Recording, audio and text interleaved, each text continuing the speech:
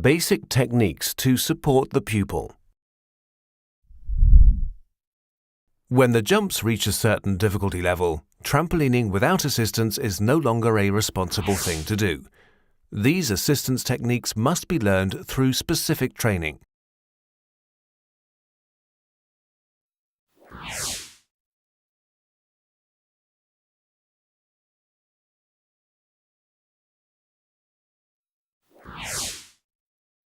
The 5 basic techniques introduced here form the introduction to what is involved when providing assistance.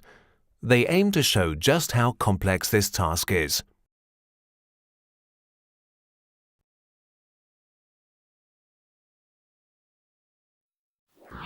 The assistance is most effective at real intervention and conveying a sense of security if he or she jumps with the participant.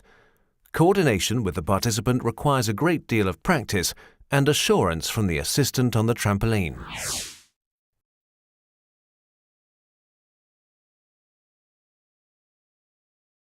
The participant is held and guided with a tear-proof belt. Judo belts are especially well suited to this.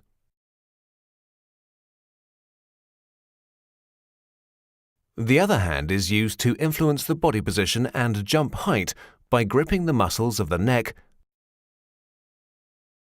so that both participant and assistant always land simultaneously.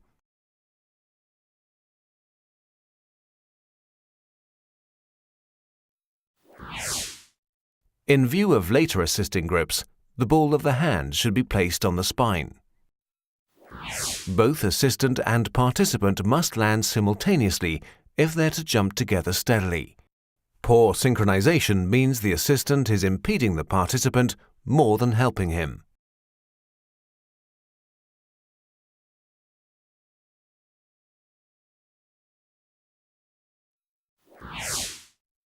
The assistant and participant begin jumping as a build-up to the first jumping attempt with support. The assistant needs to maintain a steady posture to be able to support the participant in all positions.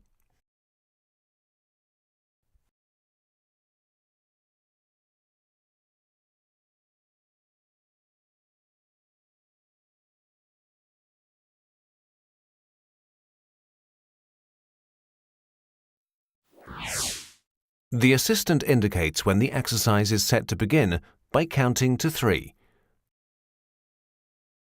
On 3, both parties begin the launch of the jump to be practiced, or the first part of a series of jumps. Counting should always occur as the participant lands. 1, 2, 3.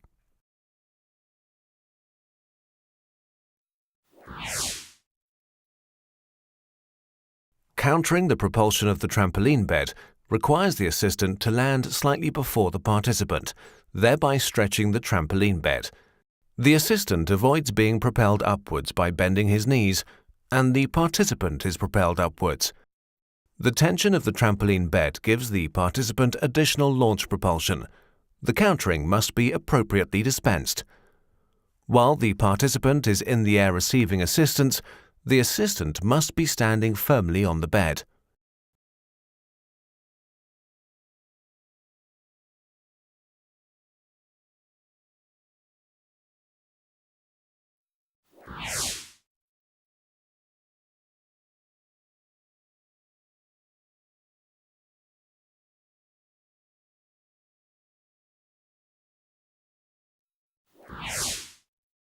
In preparation for any supplementary training, the co-jumping and countering can be practiced using either a straight jump or a tuck jump.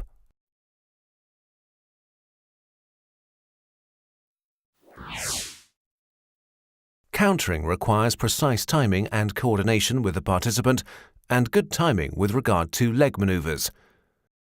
The technique can also be practiced with a round medicine ball to simulate conditions.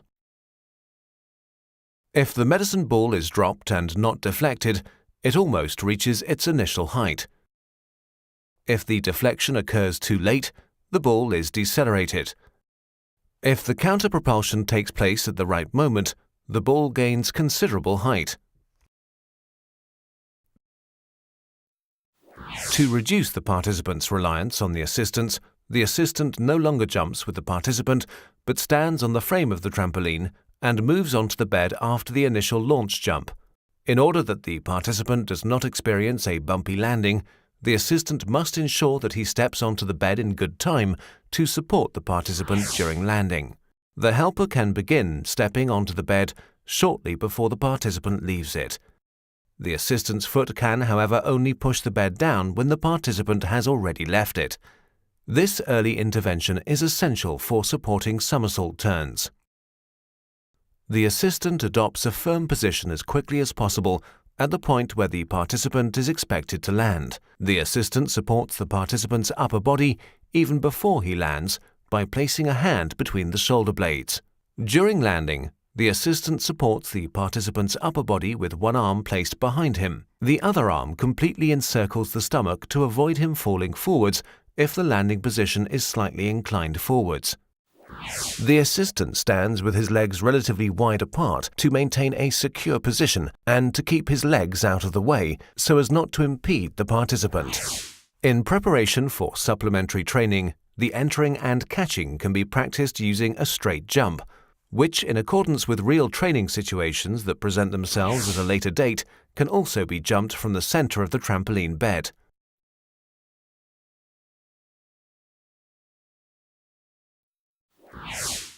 A push-in mat is used to secure landing without the active intervention of the assistant.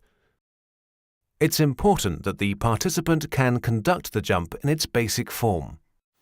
The mat is pushed beneath the participant after he has left the bed in the event that he performs an unsafe jump.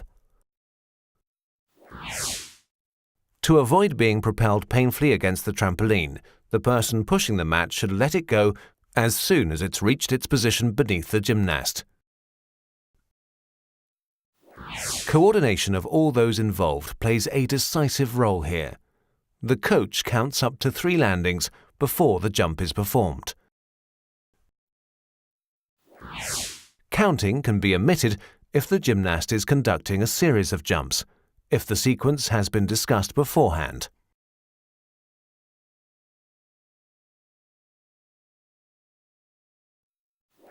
Reliance on this kind of assistance can be reduced by only deploying the push-in mat if the jump fails. This requires great experience on the part of the assistant and an ability to assess jump quality in good time.